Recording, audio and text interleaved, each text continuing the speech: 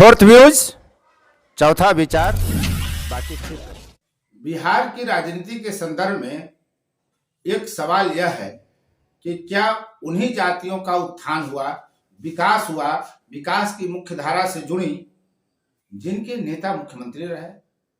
यह हम नहीं कह रहे। देश के एक दिग्गज नेता जो केंद्र में मंत्री रहे हैं, उन्होंने यह बात कही है और इसीलिए हम यह विश्लेषण कर रहे हैं। और दूसरी बात यह कि क्या कुशवाहों की राजनीति बदल जाएगी? क्या कुशवाहा और मुसलमान का नया समीकरण बिहार में देखने को मिलेगा एमके का? ठीक वैसे ही जैसे एमवाई का समीकरण हम देखते रहे हैं, मुस्लिम और यादव का समीकरण, ठीक उसी तरह अब मुस्लिम और कोयरी का गठबंधन होगा और बिहार में नई राजनीति होगी। कुशवाहा पॉलिटिक्स में बड़ा बदलाव आएगा। हम इसी मुद्दे पर इस वीडियो में बात करेंगे, लेकिन इससे पहले जरा आंकड़ों में आप देख लें।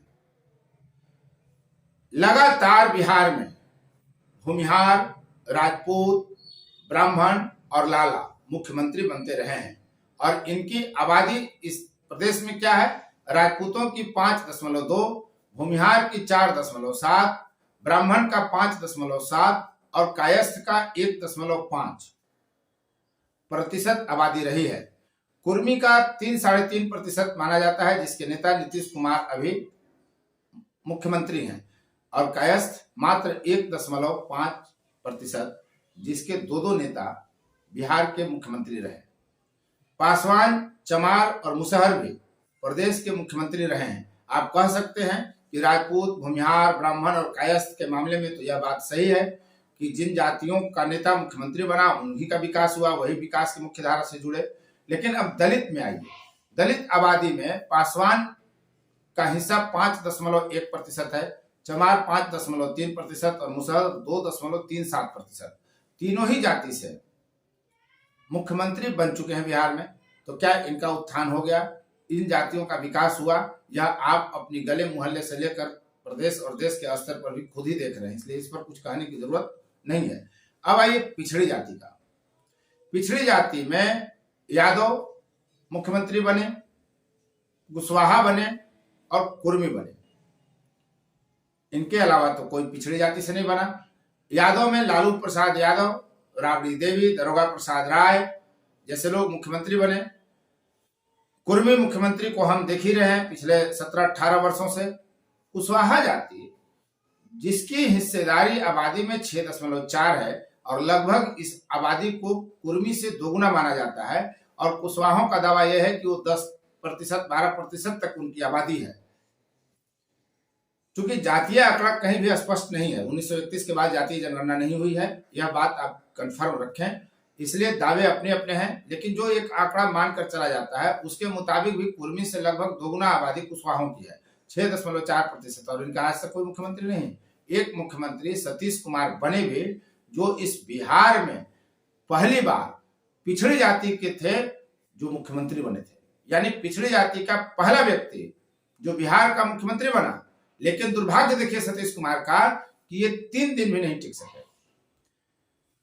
तो अब जो केंद्र में मंत्री रहे और बलिदानी शहीद जगदेव प्रसाद के पुत्र शोषित इंकलाब पार्टी के नेता नागमणि कह रहे हैं कि जिन जातियों का नेता मुख्यमंत्री रहा उसी जाति का विकास हुआ, इसलिए अब वे एम के समीकरण की नई राजनीति करेंगे। यानी मुसलमानों को वे राजस्व से असंतुष्ट बता रहे हैं और मुसलमानों को कोयरी के साथ जोड़कर आगे बढ़ना चाह रहे हैं। बिहार के लोकसभा चुनाव में और आने वाले 2025 के विधानसभा चुनाव में उनकी योजना है कि माई समीकरण को ध्वस्त करने के लिए, नीतीश कुमार के पिछड़ावाद, अति पिछड़ावाद, महादलितवाद को खत्म करने के लिए वे मुसलमान और कोयरी का गठबंधन करेंगे, सरकार बनाएंगे, 5 डिप्टी सीएम देंगे और मुस्लिम जाति का ही व्यक्ति को डीजीपी बनाएंगे, ताकि दंगों में मुसलमानों का जो शोषण होता है कथित तौर पे वह न हो। बड़ी बड़ी बातें नागमणि ने कही है, आप सुनिए कि वो क्या कह रहे हैं। और जो नागमणि का वीडियो आप सुनेंगे वह वीडियो मुझे प्रियदर्शी किशोर श्रीवास्तव ने उपलब्ध कराया है, इसके लिए उनको बहुत बहुत धन्यवाद। देखिए, बिहार में वही समाज आगे बढ़ा, बिहार में वही समाज आगे बढ़ा जिस समाज से मुख्यमंत्री बना है। और बिहार में कोयरी समाज 10-12% जनसंख्या है, लेकिन अभी तक कोयरी समाज से मुख्यमंत्री नहीं बना है। और जहाँ तक मुस्लिम कोयरी समीकरण का सवाल है, ये 30 वर्षों से मुसलमान आंख बंद करके बीजेपी को हराने के लिए राजद को समर्थन देते रहा है, और राजद ने भी M22 समीकरण बना करके और मुसलमानों का वोट अभी तक ठगने का काम किया। 30 वर्षों में एक मुसलमान को डिप्टी सीएम नहीं बनाया। इतना ही नहीं है, जो शहाबुद्दीन साहब मुसलमानों के सुप्रीम नेता हुआ करते थे, उनकी हत्या राबड़ी देवी सरकार में करने का प्रयास हुआ था उनके गांव में। और हद इस बात का हो गया कि शहाबुद्दीन साहब जो आरजेडी के सबसे बड़े नेता मुसलमानों के थे, उनके अपील पर मास बिहार का मुसलमान वोट करता था। जब उनका डेथ हुआ दिल्ली में, तो पूरा लालू फैमिली दिल्ली में था, कोई मिट्टी भी देने नहीं गया। अब इससे भी ज़्यादा खतरनाक बात मुसलमानों के साथ हुआ कि सीए एनआरसी का जो आंदोलन चला, सीए एनआरसी में मुसलमानों को देश से निकालने की साजिश किया गया। जिस मुसलमान के बल पर आरजेडी सत्ता में थी, आज भी पार्टी का जो संगठन मजबूत है, उसके पीछे मुसलमान है। लेकिन सीए एनआरसी का जो धरना प्रदर्शन हुआ, लालू यादव जी जेल में थे, लेकिन तेजस्वी यादव जी ऑलरेडी बाहर थे। एक जगह भी मुसलमानों का साथ नहीं दिया। उससे ज़्यादा मुसलमानों के लिए आरजेडी गंदा रोल नहीं कर सकता था। इसलिए पूरे बिहार के मुसलमान बिल्कुल माइंड मेकअप कर लिए हैं कि मुसलमान आरजेडी को वोट नहीं करेगा।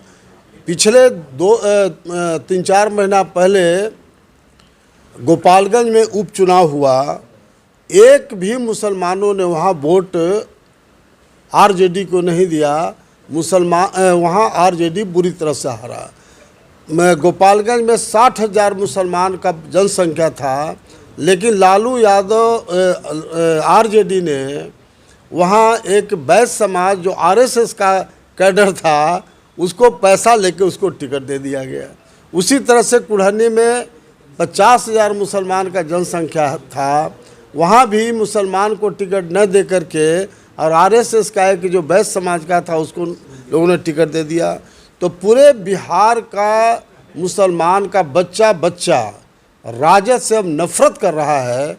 और ऐसी स्थिति में शोषित इंकलाब पार्टी चाहती है कि मुस्लिम कोयरी गठबंधन हमारा आधार बने, लेकिन अन्य जो तबका है, अति पिछड़ा है, दलित है, सवर्ण है और यादव समाज को भी हम लेके चलना चाहते हैं। इसीलिए हमारी पार्टी बिल्कुल डिक्लेयर करके घोषणा किया है कि शोषित इंकलाब पार्टी की सरकार 2025 में बनेगी तो कोयरी समाज से हम मुख्यमंत्री बनावेंगे और 5 डिप्टी सीएम बनावेंगे। एक मुसलमान को, जिसको पुलिस विभाग जरूर देंगे, क्योंकि दंगा फसाद में मुसलमानों की स्थिति नाजुक हो जाती है।